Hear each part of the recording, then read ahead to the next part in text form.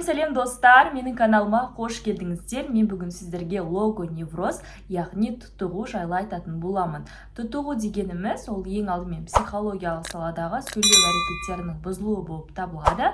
Және де тұтығу бізде органикалық зақымдану немесе патологиялық зақымдану салдарынан болмайды. Яғни сізде сөйлеу аппараттарыңызға зақым келетін болса, сізде тұтығу міндетті түрде болады деген сөз емес. Өйткені тұтығудың пайда болу себептері басқаша болып келеді. Және де тұтығу кезінде бір сөзді бірнеше рет қайталайды, дауысты дыбыстарды созып айтатын болады, және де ұзақ уақыт тоқтап қалады. Яғни бір сөзді айтқаннан кейін олар тоқтап қалып, одан кейін барып екінші сөзді тағы да қателікпен айтатын болады. Немесе олардың жақтары дірілдеп, олардың бұлшық еттері құрысып қалып, осылайынан олар және де көздері жыпылықтап сөйлеген кезде осындай балаларға немесе үлкен кісілерде кері жағымсыз әсерлер пайда болады. Осының салдарынан олар тұтығып қалады екен. Ал бұл жағдайда жалпы ол сөйлеу аппараттарының бұзылысы салдарынан болмайды екен.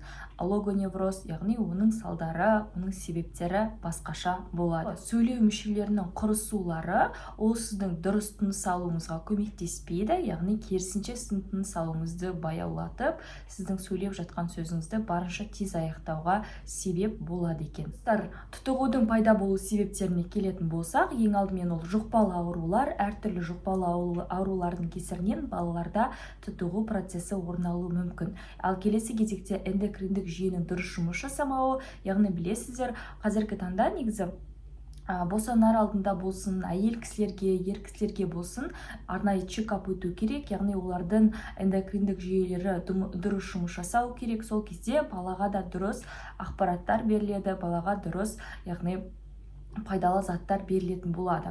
Ал егер де балада да эндокриндік жүйе дұрыс жұмыс жасамайтын болса, онда ол балада да тұтығу процесі орын алуы мүмкін. Келесі кезекте ұрықтың дамуы кезеңінде орталық жүйке жасушасының дұрыс жұмыс жасамауы. Яғни ол кезде де, яғни сіздер арнайы чекап өтпегендіктен немесе ешқандай да жоспарланбаған жүктілік кезінде осындай жағдайлар орын алуы мүмкін. Яғни арнайы егер жүктілікті жоспарлайтын болсаңыздар, ата-аналар сіздерге құлақтарыңызға алтын сырға міндетті түрде арнайы тексерістен өтіп барып, жүктілікті жоспарлау керек. Және де одан кейінгі кезекте босану кезіндегі жарақаттар. Яғни бәрімізде мысалы әйел кісілер ол босану кезінде балаларда түрлі жарақат алу жағдайлары орын алуы мүмкін. Оны біз яғни қалыпты ұстай алмаймыз. Ол біздің дәрігерге байланысты немесе сол уақыттағы біздің өзімізді қалай ұстауымызға байланысты болады. Яғни босану кезінде әртүрлі балада жарақат алуы мүмкін.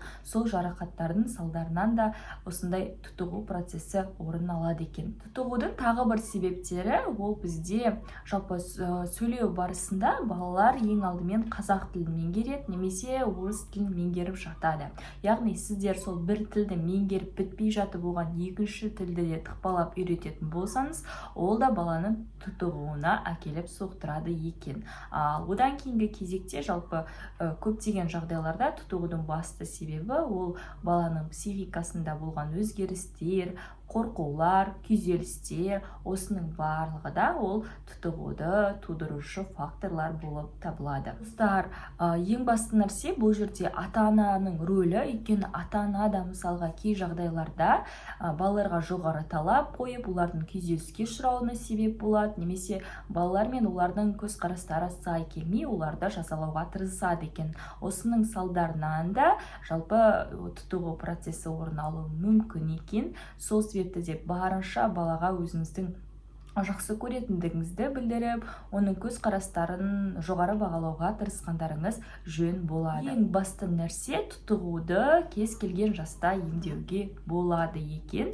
Бірақтан да ең алдымен дер уақытында сіздер арнайы маманға барып, тұтығу процесінің қандай деңгейде екендігін анықтап алуларыңыз қажет. Және де ең маңызды басты нәрсе ол егер де сіздің балаңызда мектеп жасына дейін тұтығу процесі орын алса, болса және сіз оны дер кезінде байқап арнайы маманға апаратын болсаңыз, онда сіз тұтығудан 1-2 жыл көлемінде арылып кете алады екенсіз. Және де ғалымдардың айтуы бойынша мектеп жасына дейінгі балалар егер тұтығуға шалдыққан балаларды осындай мамандарға апарған кезде олардың 50%-дан, яғни 100% бала болса, соның 50%-дан оның жартысынан жоғары балалардың саны 1-2 жылдың ішінде мектеп жасына дейін тұтығудан толықтай айығып кеткен екен. Яғни сіздер мектеп жасына дейін балаңызда тұтығу процесін байқайтын болсаңыз, арнайы маманға апаратын болсаңыз, онда сіз міндетті түрде бұл қалай айтсам болады, кемшіліктен немесе бұл тұтығу процесінен толықтай айығып кетеді екенсіз. Және де балаңыз өте әдемі сөйлейтін болады. 5 жастан кейін ол тұтығу процесін емдеу қиынға соғады екен, өйткені балаларда қарсылық білдіру процесі болады, және де ол өзін басқа балалардан кем санап, өзін күйзеліске түсіруі мүмкін. Сол үшін де 5 жасқа дейін, мектеп жасына дейін балаларда егер тұтығу процесін байқасаңыз, дер кезінде оны арнайы маманға апарғаныңыз жөн болады.